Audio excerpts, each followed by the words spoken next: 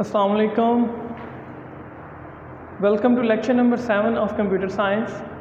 तो अभी तक जो है हम पढ़ चुके थे, जो कुछ उसका ओवरव्यू जो है वो मैं आपको थोड़ा सा दे देता हूँ। मॉडर्न सिनेरियोज़ वगैरह हमने डिस्कस किए थे। मैं हर रोज़ लेक्चर में ये बातें रिपीट इसलिए करता हूँ कि मैं उम्मीद करता हूँ कि हम सिर्फ आगे की तरफ नहीं चल रहे, बल्कि जो पीछे सब कुछ पढ़ चुके हैं वो भी हमें साथ साथ आता है। और वो साथ साथ आना जो है वो बहुत ज़रूरी है। अगर वो साथ साथ आता नहीं है तो फिर आगे वाले जो कॉन्सेप्ट्स हैं वो पिछले कॉन्सेप्ट से रिलेटेड होते हैं। तो इसलिए मैं चाहता हूँ कि बच्चे जो आप लोग हैं वो सारा कुछ पीछे से भी साथ रिवाइज़ करें, और ये चीज़ें जो हैं ये आपको 100% आनी चाहिए, फिर हम उसके साथ आगे मूव कर सकते हैं। तो मॉडर्न सिनेरियोज़ हम डिस्कस कर चुके हैं, और हार्डवेयर डिवाइसेस जो हैं आपको पता होनी चाहिए कौन कौन सी हमारे पास हार्डवेयर डिवाइसेस जो हैं, ये किस तरह जो है वो हमारे पास हार्डवेयर और सॉफ्टवेयर के दरमियान इंटरेक्शन कैसे हो रहा होता है। सॉफ्टवेयर क्लासिफिकेशन में हमारे पास सॉफ्टवेयर की कौन कौन सी टाइप्स हैं, फिर उन टाइप्स की आगे से फर्दर कौन सी टाइप्स हैं। ठीक है, अगर इन बातों का आपको नहीं पता तो मैं आपको जो है वो सजेस्ट करूँगा कि आप एक दफ़ा से पिछले लेक्चर्स को रिवाइज़ करें और एक दफ़ा से बुक से रीडिंग करें। जो बुक रीडिंग है वो बहुत ज़्यादा इंपॉर्टेंट है। अगर हम ऑनलाइन लेक्चर्स ले रहे हैं तो उसका मतलब ये नहीं है कि आप जो है वो बुक रीडिंग को इम्पोर्टेंस ना दें। तो बुक रीडिंग जो है वो आपने ज़रूर करनी है। इसके बाद सॉफ्टवेयर क्लासिफिकेशन के बाद जो है हमने इनपुट डिवाइसेस स्टार्ट की थी, जिसमें हमने कीबोर्ड वगैरह और जो है स्कैनिंग डिवाइसेस वगैरह जो थी वो डिफरेंट हमने पढ़ी थी, वो भी आपको पता होनी चाहिए।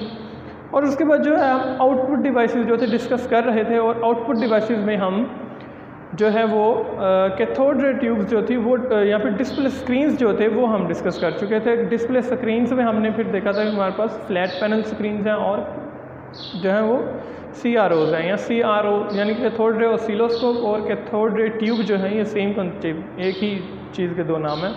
आप केमिस्ट्री फिज़िक्स में शायद इसको कैथोड रे ऑसिलोस्कोप भी पढ़ेंगे, जहाँ पे हमने कैथोड रे ट्यूब पढ़ा है।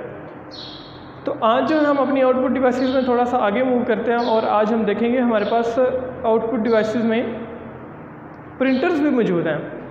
प्रिंटर्स जो हैं इनका अब मैं डिफ़ाइन करना चाहूँ। अगर प्रिंटर्स जो हैं वो हमारे पास क्या होते हैं कि हम कोई भी जो है चीज़ वो हमने डिस्कस किया था सॉफ्ट कॉपी और हार्ड कॉपी को। आपको याद होगा कि सॉफ्ट कॉपी क्या होती है और हार्ड कॉपी क्या होती है।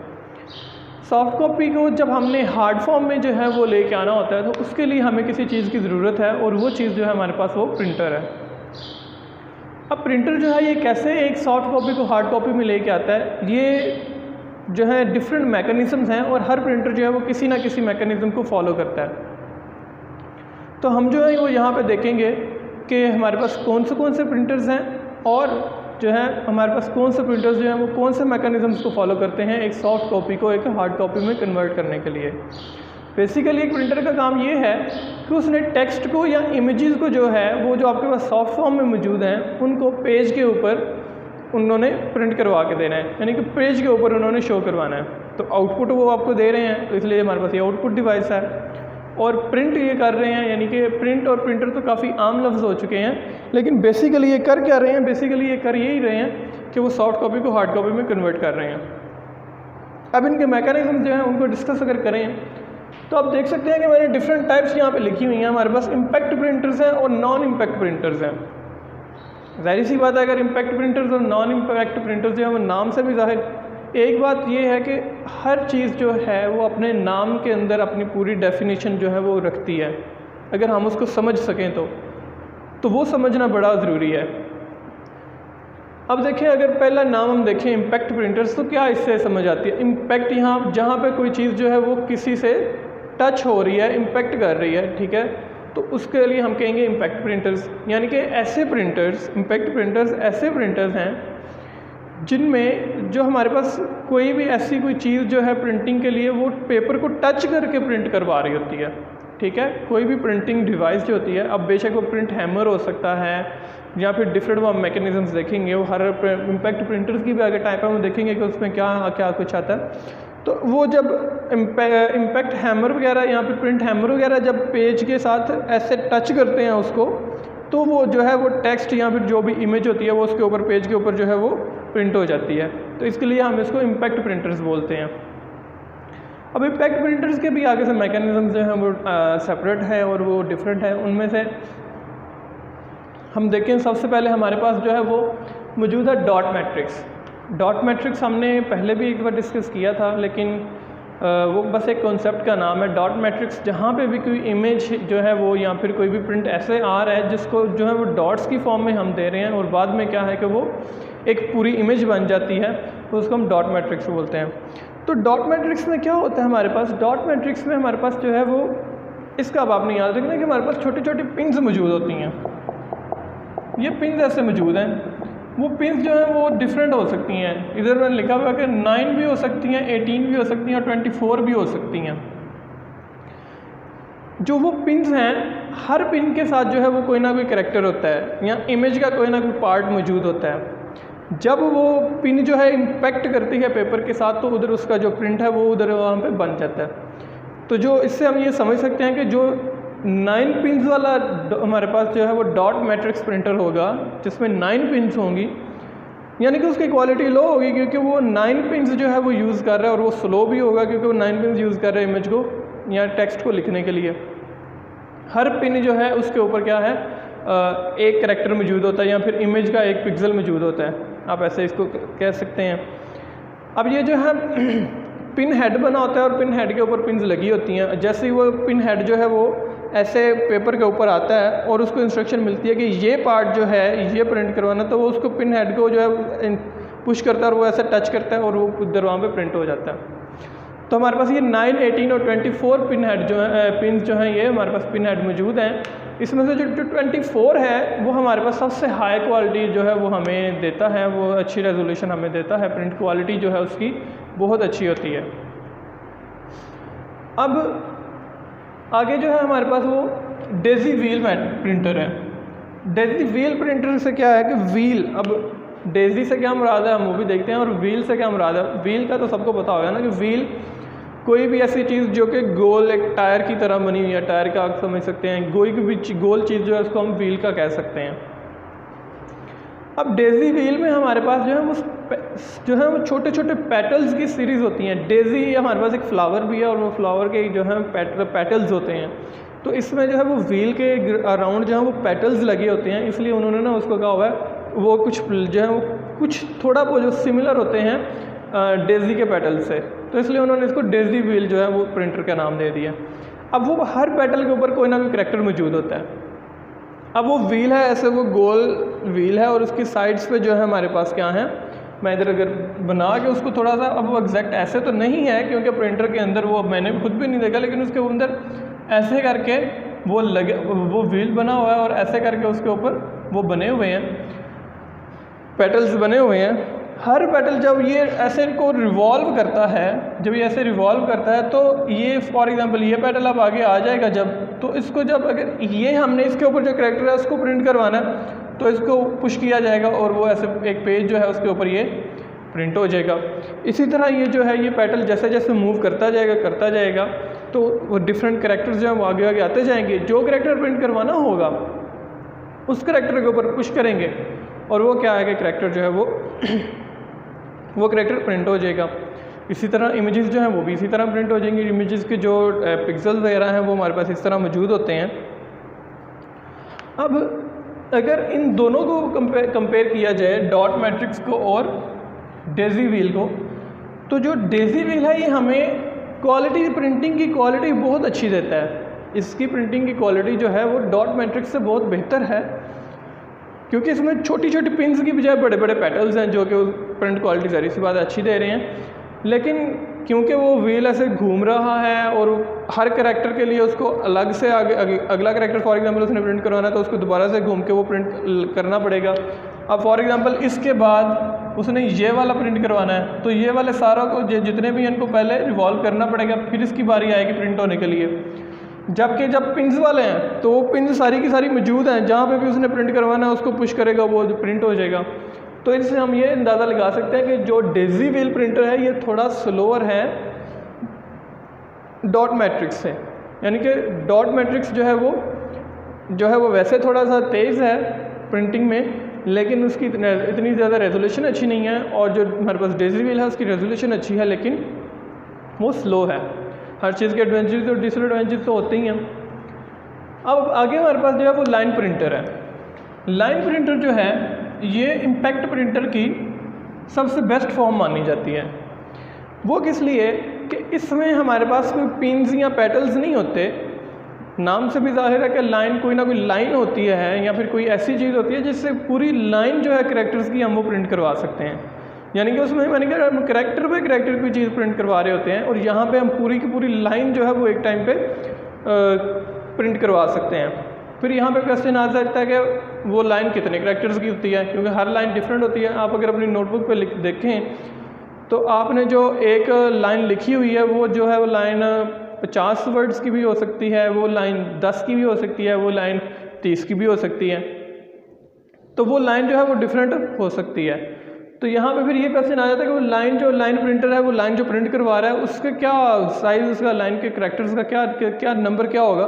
तो हमारे पास जो कुछ इसमें से प्रिंटर्स हैं वो जो अभी तक सब बेस्ट माने जाते हैं वो 3000 जो है 3000 करैक्टर्स जो हैं करैक्टर्स को प्रिंट करवा सकते हैं एक टाइम पे लाइन प्रिंटर को। और इसकी क्वालिटी भी जो होती है वो बेहतर होती है उन दोनों से, और इसकी स्पीड भी बेहतर होती है इन दोनों से।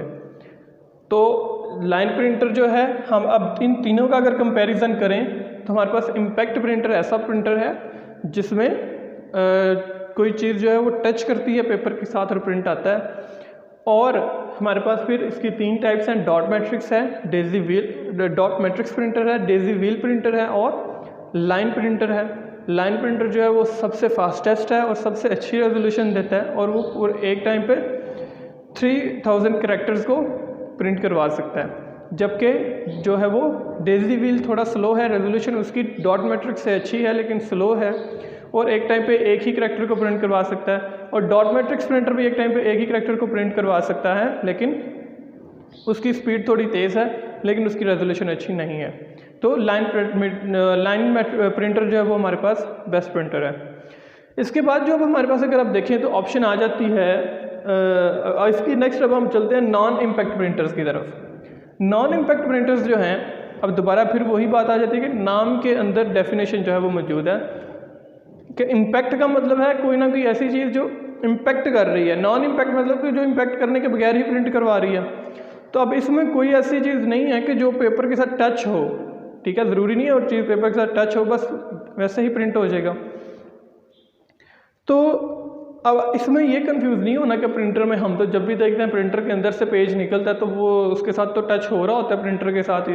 ये तो नहीं होता कि पेज दूर पड़ा हुआ है और प्रिंटर दूर पड़ा हुआ है तो वो प्रिंट्स के ऊपर प्रिंट कर रहा है किसी टेक्नोलॉजी के थ्रू। इसका मतलब ये नहीं, हम उसके अंदर जो मैकेनिज्म्स हो रहे होते हैं उसको डिस्कस कर रहे हैं कि उसके अंदर पेज के साथ कोई चीज़ टच कर रही है या नहीं कर रही।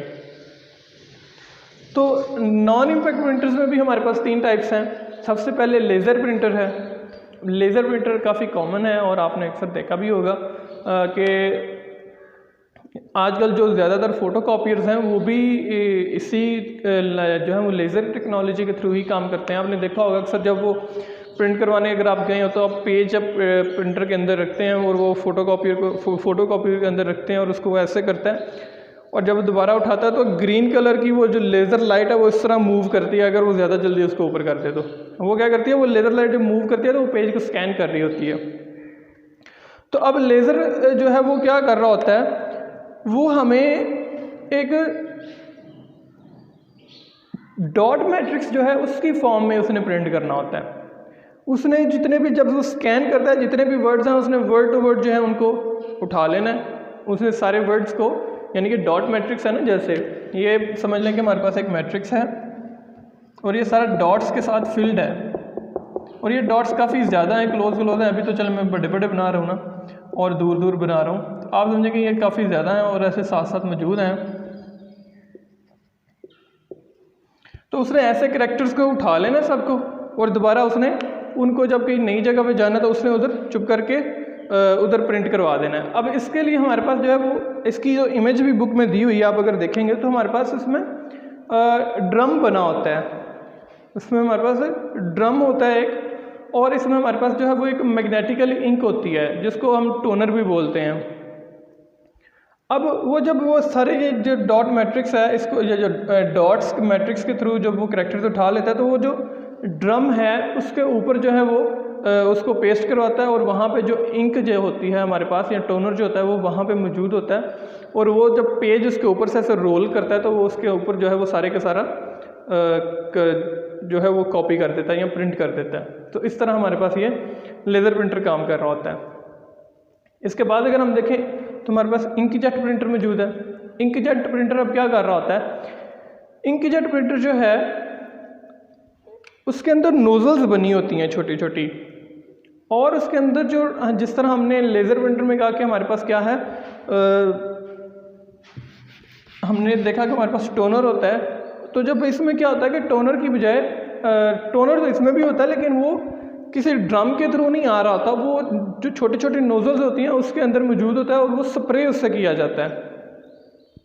और यहाँ पे हमारे पास जो है वो इनमें जब हम नॉन इम्पैक्ट प्रिंटर्स में आते हैं तो यहाँ पे हमारे पास ऑप्शन ये भी आ जाती है कि हम ब्लैक एंड वाइट वो प्रिंट कर रहे हैं या कलरफुल प्रिंट कर रहे हैं, तो उसके लिहाज से हमने जो टोनर होते हैं वो वेरी करते हैं। अगर आप ब्लैक एंड वाइट कर रहे हैं तो आपके पास पेज वाइट पेज, आप इन पर ब्लैक इंक लेनी है, ब्लैक टोनर होगा, वो चुप करके ब्लैक प्रिंट कर देगा। और इसी तरह जब हमने डिफरेंट इंक्स, अगर आप देखते हैं कि कोई ऐसा प्रिंटर है जो रेड कलर की प्रिंटिंग भी कर रहा है तो उसके अंदर रेड इंक भी होती है, कोई ऐसा जो ब्लू कलर की प्रिंटिंग कर रहा है तो उसके अंदर ब्लू इंक भी मौजूद होती है। तो वो सारी ऑप्शन जो हमारे पास इंकजेट प्रिंटर में भी मौजूद होती हैं। इंकजेट प्रिंटर में सिर्फ डिफरेंस ये होता है कि ये जो होता है इसके अंदर छोटी छोटी नोजल्स होती हैं जो कि उस टोनर को स्प्रे कर रही होती हैं, और वो स्प्रे के ईच पार्टिकल जो होता है स्प्रे का वो वो जो हर पार्टिकल जो होता है वो चार्ज होता है, नेगेटिवली चार्ज होता है। और जब चार्ज होता है तो वो जो पेज जो होता है पेज के ऊपर पेज पॉजिटिवली चार्ज कर दिया जाता है, जिस पॉइंट पर उसने प्रिंट करना होता है वो पॉजिटिवली चार्ज हो जाता है, और जो हमारे पास टोनर होता है वो नेगेटिवली चार्ज होता है। अब आपने केमिस्ट्री में मैट्रिक में पढ़ा होगा कि पॉजिटिव और नेगेटिव इलेक्ट्रॉन्स पॉजिटिव जो होते हैं प्रोटॉन्स और नेगेटिव इलेक्ट्रॉन्स होते हैं हमारे पास, वो एक दूसरे को क्या करते हैं, अट्रैक्ट करते हैं। तो जब पेज को पॉजिटिवली चार्ज कर दिया जाता है और जब वो जो टोनर होता है वो नेगेटिवली चार्ज होता है, तो फिर वो ऑटोमेटिकली जब वो स्प्रे की जाती है टोनर की, तो वो जो अपने जब अट्रैक्शन की तरफ जाता है तो वो पेज के ऊपर जिस तरह से पॉजिटिव चार्ज आया होता है उसी तरह नेगेटिव चार्ज उसके ऊपर जाके प्रिंट कर देता है। ये हमारे पास इंकजेट का मैकेनिज्म है। फिर हमारे पास थर्मल प्रिंटर है। थर्मल प्रिंटर में क्या होता है, थर्मल प्रिंटर जो है वो अभी तक के लिए हमारे पास सबसे बेस्ट माना जाता है, सबसे अच्छी क्वालिटी हमें ये देता है और एक्सपेंसिव भी सबसे ज़्यादा अभी तक यही माना जाता है। ठीक है, इसमें हमने एक और बात का ख्याल रखना होता है कि इसमें ना DPIs, जैसे इसमें तो हमने अभी इसमें देखा ना करैक्टर बाय करैक्टर हो रहे हैं, डिफरेंट हो रहे हैं, लेकिन जब हम नॉन इम्पैक्ट में आते हैं तो टेक्नोलॉजी काफ़ी एडवांस हो जाती है नॉन इम्पैक्ट में आके, तो यहाँ पे हमारे पास DPIs आ जाते हैं। अब DPIs क्या होती हैं, DPIs क्या होते हैं कि डॉट्स पर इंच।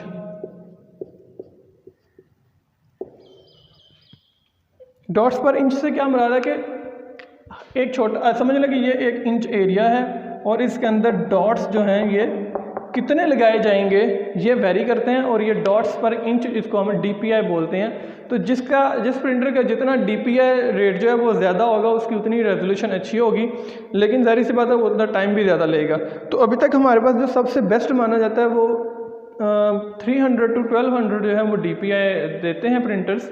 और लेज़र जो है लेज़र प्रिंटर हमें 300 to 1200 देता है DPI रेट, लेकिन क्या है कि वो फिर टाइम भी उतना ज़्यादा लेता है और ये अच्छी रेजोल्यूशन देता है।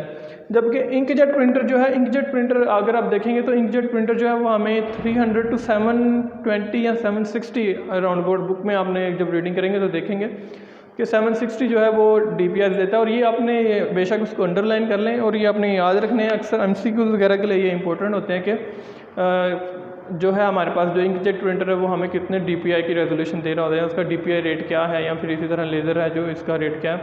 तो इसी तरह जो थर्मल प्रिंटर है उसका भी मैकेनिज्म सेम है, बस नाम से ज़ाहिर है थर्मल मतलब कि हीट की बात हो रही है, तो ये हीट यूज़ करता है इंक को प्रिंट करने के लिए पेज के ऊपर। तो ये हमारे पास जो है ये प्रिंटर्स हैं और प्रिंटर्स को आज हमने डिस्कस किया। कल हम इंशाल्लाह अपने नेक्स्ट टॉपिक की तरफ चलेंगे और मैं दोबारा से फिर आपको याद करवाता चलूँ कि आपने जो है वो साथ साथ जो है वो लेक्चर्स प्रॉपर जो है समझते जाना, जहाँ पे समझ नहीं आ रही आपने उसको अच्छी तरह से देखना है और एक बात आपने अच्छी तरह से याद रखनी है कि जैसे ही लेक्चर ख़त्म होता है आप वीडियो सेशन के लिए टाइम टेबल को फॉलो करें और वीडियो सेशन के लिए आ जाएं, जहाँ पे आप टीचर से क्वेश्चंस कर सकते हैं। Thank you. अल्लाह हाफिज़।